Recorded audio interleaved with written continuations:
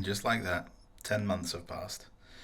Well, I had to literally rewatch my own videos to remember where I got to, but I believe the last thing I was doing was finishing off the boot and waiting for the cellulose thinners to turn up so that I could spray it. This is all done now, as you can see from the picture.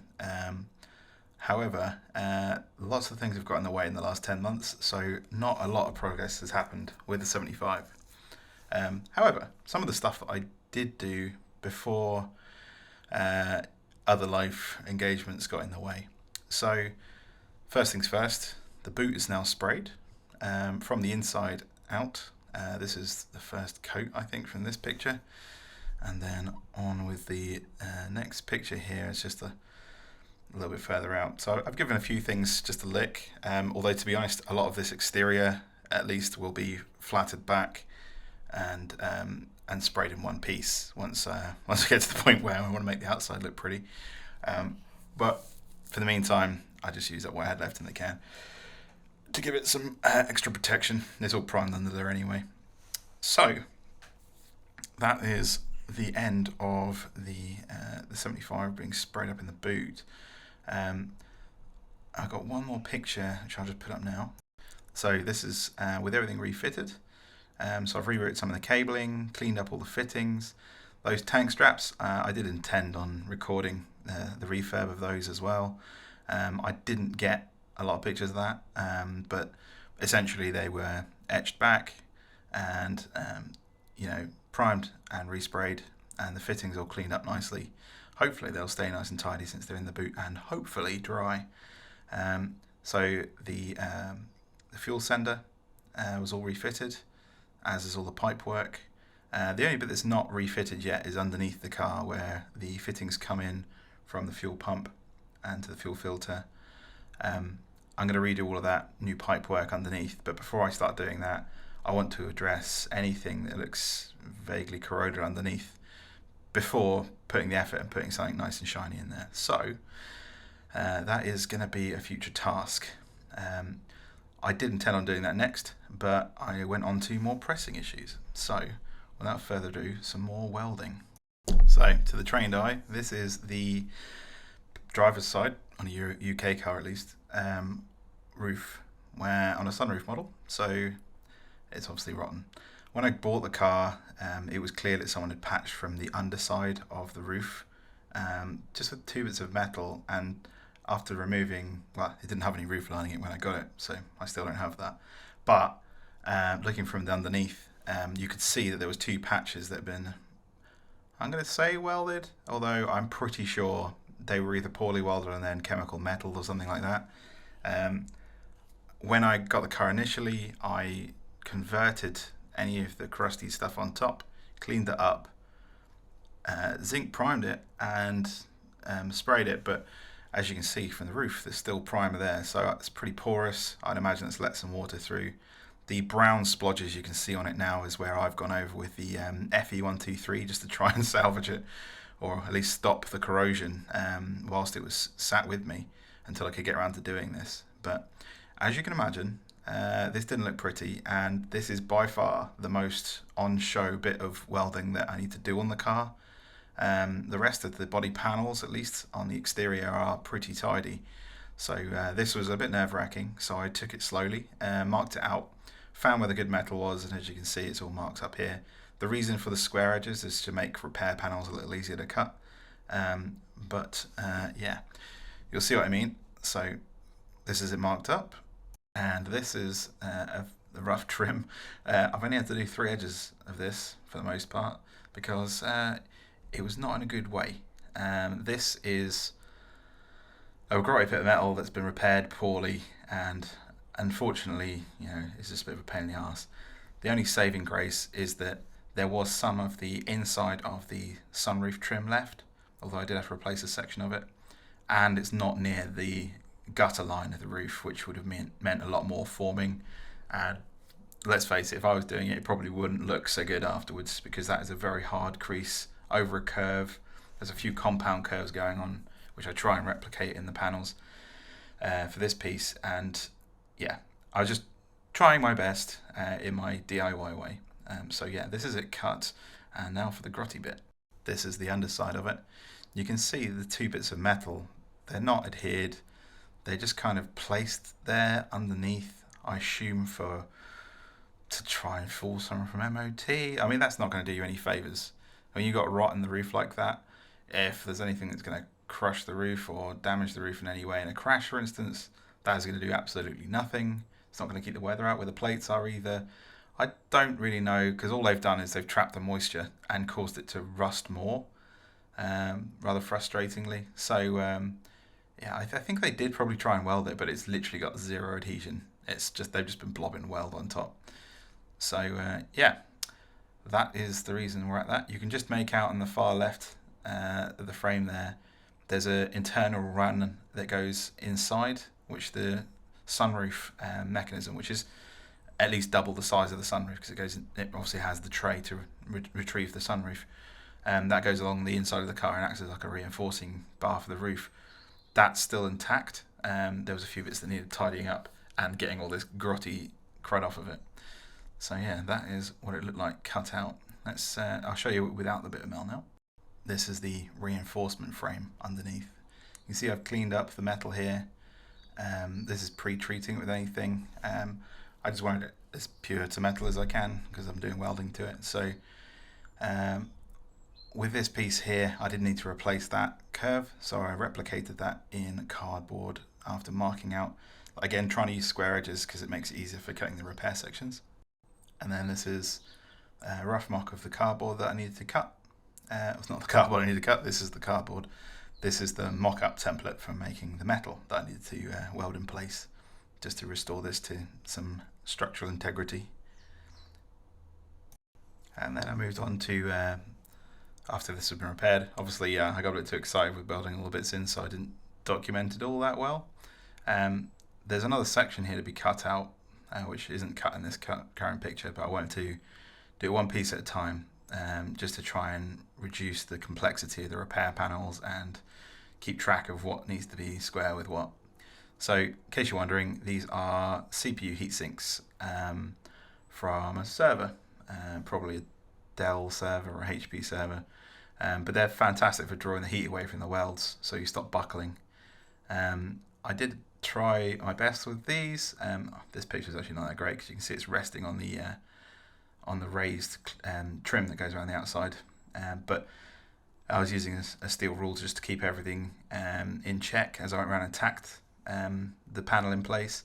The biggest hurdle I found with this, well, not the hurdle, but from my research, the thing I needed to avoid the most was buckling, because when you weld a large section of metal, it starts to expand, and then as it cools, it then shrinks back, and you end up with rippling in the metal for that. So you just have to keep moving and doing small sections at a time. So this is, although what looks to be a large continuous weld, or messy one at best, but this is essentially lots and lots of little bursts of welding and then moving around to ensure that the panel didn't warp or buckle. Quite successful in not buckling it. There wasn't anything, that front edge, I think very, very small amount of it, but I got away with it by using a few tricks that I'd found online with using essentially like cooled rag. I would have used an airline, but my compressor that I had had blown up at this point. But yeah, the heat sinks did a really good job and stopped most of the issues. So that was the main section welded up. I matched the steel thickness. I think this is just shy of 1mm thickness. It's very thinnish panels. I mean, it's not structural points, so yeah, it's pretty closely matched with the original steel. And as you can see from this shot, everything's pretty straight, and the curve that I managed to get into the roof is very minor, but managed to pin it across as I was welding it, so quite happy with that. And it's pretty tidy, getting some decent penetrations through as well. So yeah, it was good. I'm not going to say it was good fun. It wasn't good fun. It was nerve-wracking. But I'm content with what I've achieved out of it, and it's a damn sight better than where it was before. Here's the last section there. So I think this is just described a bit of steel where I was doing all the measurements, and relatively close to the size it needed to be. I think there was a little bit of tweaking left on this to get it square. But yeah, this was just another finicky part where I was trying to keep as much of the original as I could. And then, yeah, this is the, well, obviously I haven't welded that bit in yet, but this is the finished product for the main piece that I was welding back in as a replacement. It was pretty tidy. There was a couple of spots where I wanted to go over where the penetration wasn't as deep as I'd like on the reverse side, so I went back and welded those, and then it flatted back quite nicely, and it's looking pretty tidy. And then some other stuff happened. So we got invited to come and be pit guests at a race up in the north of the country near Scarborough, a place called Oliver's Mount, which is it's a road circuit. I think it's the only road circuit that's around in the UK. But it's watching my brother-in-law race there, so couldn't refuse the opportunity to go see him race there. And yeah, just bit off here. Here's a short clip.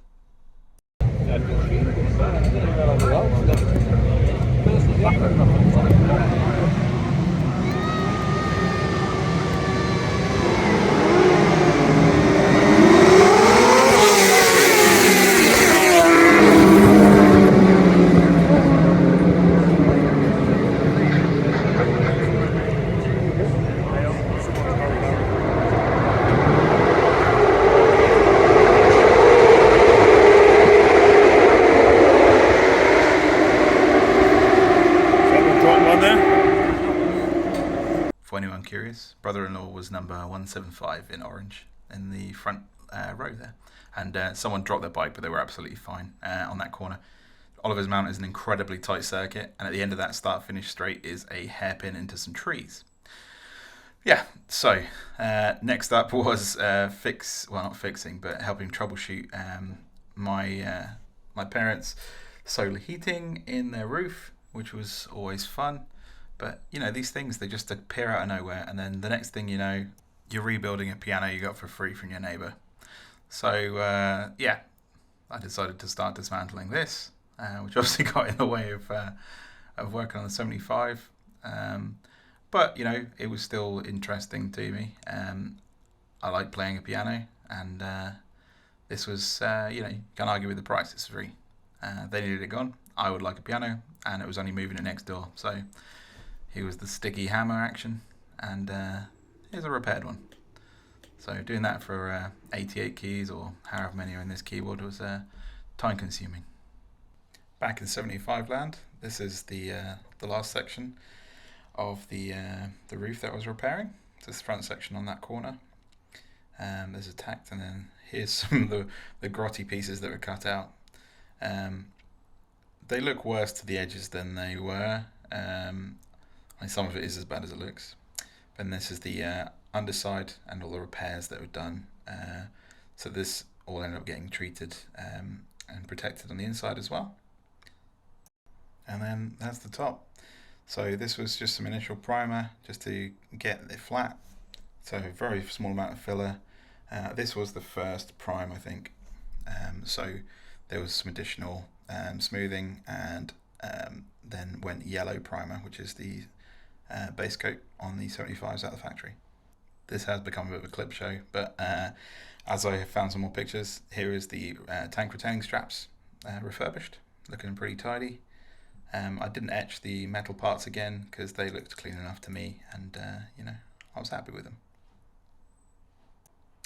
And then this is a grommet that goes from the firewall through to the dash, and it holds the wiring for the starter and ignition circuit, so along with a bunch of other things. Obviously I need to do the rewiring this end as well, swapping out that old connector and the burnt wiring, ready for some additional wiring, which I'll do at a later date once we're tidying up the engine bay. But I'm hoping to put the starter onto its own high current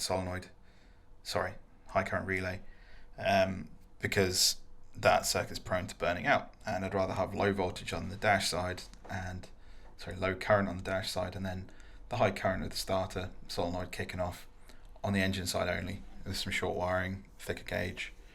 So this is a trick that I forget the username now, but there's a guy in Australia who's done an extensive refurbishment of 75s. I'll see if I can find the link for the comments. But it's you know, he's something to aspire to, and he redid that section of the wiring because of that known issue, and that's the exact reason why I'm going to have a key ignition with a push button start, because my second stage of my ignition barrel is burnt internally. And then another curveball, the parts collection device and dog transport decided that it would throw an alternator. This thing's done well over 200,000 miles. I think it's on 227,000 now. So not surprisingly, the original alternators are giving up. So, and here lies a replacement part. I was going to replace the brushes, but unfortunately it's a molded unit, and I couldn't get the guy to repair it before I needed it back because he was on holiday. Selfish bugger.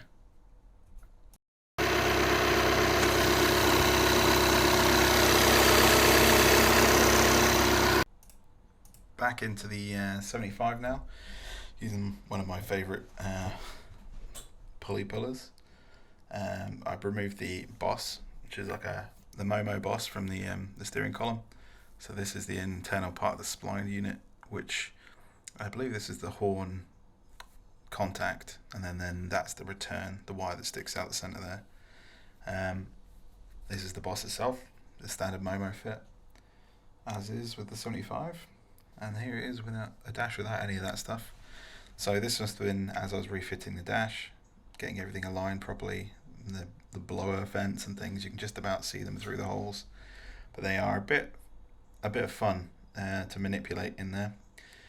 So yeah, this is getting it all stuck back in for now. I don't know if it's going to need to come out again, but I hope not, because it's not a particularly fun job. So yeah, this is the arc panel, which is Alfa Romeo control, like an early warning light system that they had, which even had a light bulb that told you when the light bulbs weren't working, which is something that always amuses me.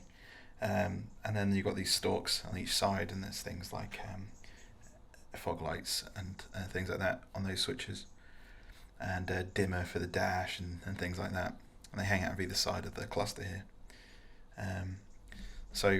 Yeah, this was as I was slowly putting it back together, tidying things up, putting new captive nuts in where needed, and new screws and things where the old ones were a bit janky or worn, where people had them in and out. Came along quite well. This is back with the steering column. You can see all the loose Wago connectors hanging underneath there. That's just where I've been testing with the ignition switching. I intend to have a first stage ignition on the key, and then the second stage would be a push button, which would be up on the left hand set of control buttons to the left of the dash. Just a single push switch just for the starter itself. The ignition itself and all of that will be run off of the ignition switch. But as it's only a momentary thing, that's fine, we're just running it like that. And I'm trying to make it discreet with just a black plastic button, so it's not like in your face, fighter jet style. Here's a slightly wider shot of the dash as I'm starting to put things back together. You can see those two control stalks, or control panel things that go on either side, and the arcs in there now. Slowly buttoning things up, matching connectors to units, and trying to remember how it all goes together after quite a few years. So yeah, just figuring out as I go along there.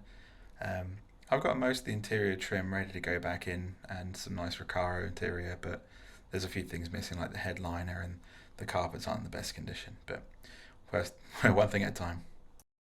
One thing I needed to do for it to be out in the elements was to replumb these drainage hoses, which go from each corner of the roof, so the sunroof container. So there's 4, one on each corner, so A and C pillar, I guess it would be, on each side of the car, and they're pretty old and deteriorated rubber. They've gone very brittle, so it goes in through this top part here, runs down inside these 2 welded panels, and this nice little duct that goes down. You've got these inspection holes so you can move it. You can just about make it come out through this hole here, and it disappears behind that panel. This is the very back of the boot. You can just about see the breather pipe there for the fuel tank that goes up to the filler neck. and there's a hole at the top that goes through to where the speakers are. Then this goes down over the wheel arch, again behind that secondary skin in there, well out of the way. This is where the wiring's also tucked away. But obviously there's no big issue with it running alongside it, because you'd hope the water's not going to be coming out of that pipe at that point.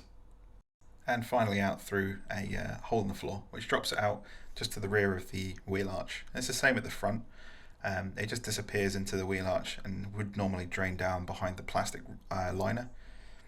So this is, I've given myself plenty of slack at the bottom of this, because I'll trim it and make it work with whatever I do in the wheel arches later on. But the main thing was to get this in so that it's going to be draining south and not coming in through the roof and filling up and ruining the interior and caused me all sorts of grief, more rot and mould. This last picture just shows the vapor release for the fuel tank and the drainage hoses popping out of those pre-existing holes in the bodywork. But as you can see underneath, I need to do a lot of tidying up before I want to make anything pretty under here. One other intermission that crept in was the purchase of a Mark 6 Golf. This wasn't for myself, this is for my brother, but we got this at a bargain price with the intention of repairing the front crash damage that it had, which is all superficial, category S stuff, but it meant replacing this large plastic portion here which houses all the radiators, and a couple of other things like headlight headlight plastic mount, like the little runners that it goes into, and both the headlights, which I got cheap off of eBay. So it was going to be a very quick and cheap fix, which it was initially, but then unfortunately on a long trip up country to see some relatives, the car started to misbehave, and long story short, after a lot of troubleshooting, it turned out to be some manhandled injector connectors, we suspect, and the previous owner, I won't mention any names, had clearly tried to hide quite a few things. Snapped LEDs out the dash for ABS and traction control, had been messing around with the fuel pump in the tank, so that wasn't refitted properly, which manifested in a fluctuating fuel level sensor, so the fuel gauge wouldn't show properly, and a strong smell of diesel, which if you'd refitted it properly wouldn't have shown either. Neither of those things. So that was a bit of a worry. We managed to troubleshoot and get that working reliably, only to have the dual clutch, which is in this car, it's a DSG, so Volkswagen dual clutch, start to slip on its second clutch. So we undenied, and with it being a cheap car and limited budget for this, we decided to take on the changing of the clutch ourselves. So after a lot of work, we got the gearbox out. It's a very, very heavy gearbox, way heavier than the 75, even though it does have it has an internal differential like the 75's transaxle, and obviously a clutch. So, but this, I guess the 75, yeah, that's at the back as well, on the transaxle. But anyway, very heavy gearbox, lots of hydraulic actuation going on inside. Didn't really want to mess with any of that, because you have to fill the gearbox. It's a very specific procedure. Changing out the clutch was a fun procedure as well. You had to use these very specific tools, along with highly specific removal tools, which I didn't have a picture of. But essentially, there's two clutches inside the whole unit, two meshing splined points that you have to remove. It all has to be within fractions of a millimeter tolerance. That's why you need this this kit here to measure all of those across the whole thing once it's reassembled. Then you have to use shims to essentially pack it to be the exact measurements you need. And then it all goes back together, and then you pray it's correct, because taking these gearboxes out and putting them back in is a nightmare. I believe the workshop manual just says to take the engine out, but no one's doing that. Just in case you get any stupid ideas of wanting to do it yourself, here's a mixture of all of the old parts that came off. A sheared bolt on the lower ball joint on the right hand side there, so had to get a new one of those. Two retaining circlips, two initial spacers, which are splined. Then you've got the two engagement rings, and you've got the first and second clutch engagement levers, and the ball socket which they rock into. There's also an ABS sensor there, which obviously didn't come out in one piece, they never do. after they've been there a while. There's a snap drill built there, and a bunch of snapped bolts, which comes as part and parcel of taking apart suspension on a car that's not been touched in 170,000 miles. So, needless to say, massive pain in the arse, but it's done now. So at least there's that. So then I could get back into the 75. So in my garden is most of the Veloce body kit. So the arch trims, the front rear bumper, and the two sills. This front bumper, complete with with headlight washers and parts, and those two brackets, which I refurbished a long time ago. And I think they're just coated in something like Hammerite, so they might get recoated at some point.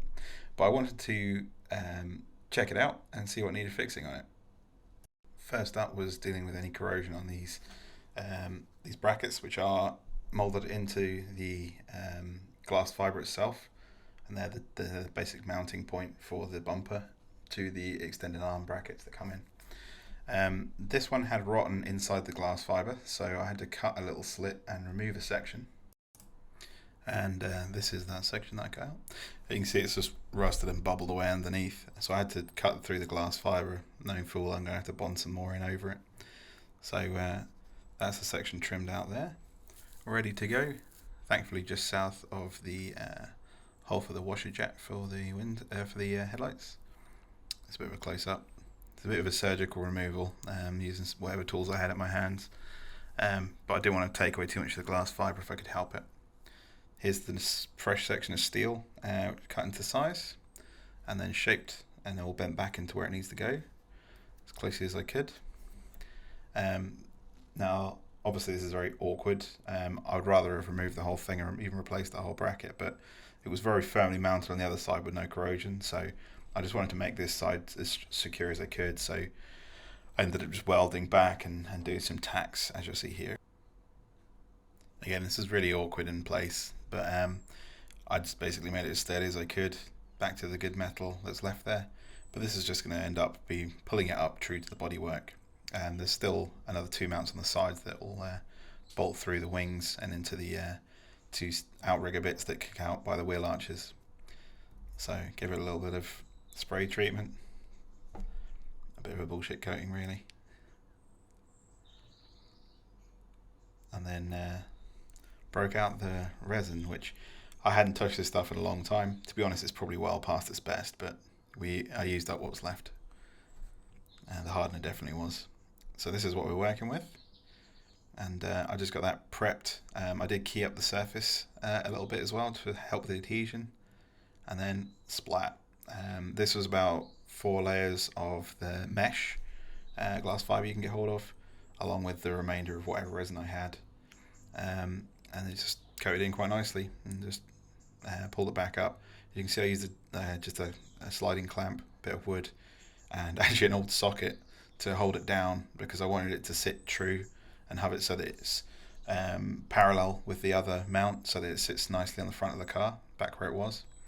And then it was retapping these old holes. You can see the last person who mounted this bracket.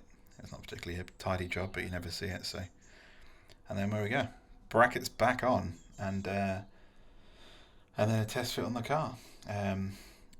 I'll show you those pictures a bit later. I appreciate the video is getting pretty long as it is, but here is a section of the exhaust that the car came with. It's a standard exhaust section, probably an aftermarket part because the original one rusted through, but this is the first section after the manifold and downpipe section. So this is the first straight section underneath the car. This goes typically into the center silencer, which is the one underneath the two that you got on top here. And needless to say, this was all completely knackered. The flexi sections were all spent, and I even had to cut off one side, I think, because it wasn't coming free when I was trying to get the engine out initially, close to 10 years ago. So the next thing I did after getting this off years and years ago was I put it to one side because I wanted to use it as a template to make my own. Now, I have no aspirations to make the manifold and downpipes because they're a bit more complex. I'm not a master welder by any stretch of the imagination, but I did manage to source a mild steel manifold and downpipe section off of an eBay auction years ago, very cheap. So I was hoping to use those, but even after treating them and getting high temp paint on them and things like that, there's some of the sections which clearly hit the ground a few times, some dents, dings, and probably some quite thin walls. I thought, well, it's a bit of a shame to put that on there. So I've always been looking for a stainless steel section. And as of about 10 days before recording this video, a set of stainless steel manifolds, downpipes came up on eBay, never before fitted. The guy was trying to fit it to a Giulietta, I think, track car, trying to clear some stuff, wasn't going to fit. So he decided to sell them off. So, grabbing a bargain, I now have some stainless steel manifolds and downpipes, taking the mild steel ones off that have been fitted for years and never actually seen any exhaust.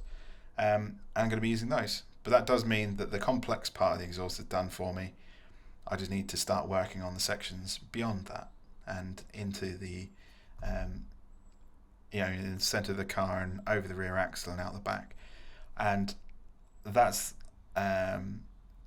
something quite interesting to me. I quite like the study of how that affects the acoustics of the exhaust. It's a lovely sounding engine, and I don't want to pollute that with something horrible and drony, but at the same time I want to experiment with some things. There's all sorts of changes in exhaust technology or designs over the years which I think I might borrow, such as like a cross pipe or just some different style silencing. I don't think I'll go down the route of having a vacuum actuated or electronically actuated silencer, so you can switch between modes like modern cars have, just because of complexity and added weight and things. But we'll see how we go. I'll probably try and make the exhaust modular. I quite like to use some V-band clamps or something similar, so that I can drop sections out with relative ease rather than hammering off rust and crud. So next section might be trying to fit those and make sure they fit. I'll see you further on. Hopefully the updates will be a little bit more frequent.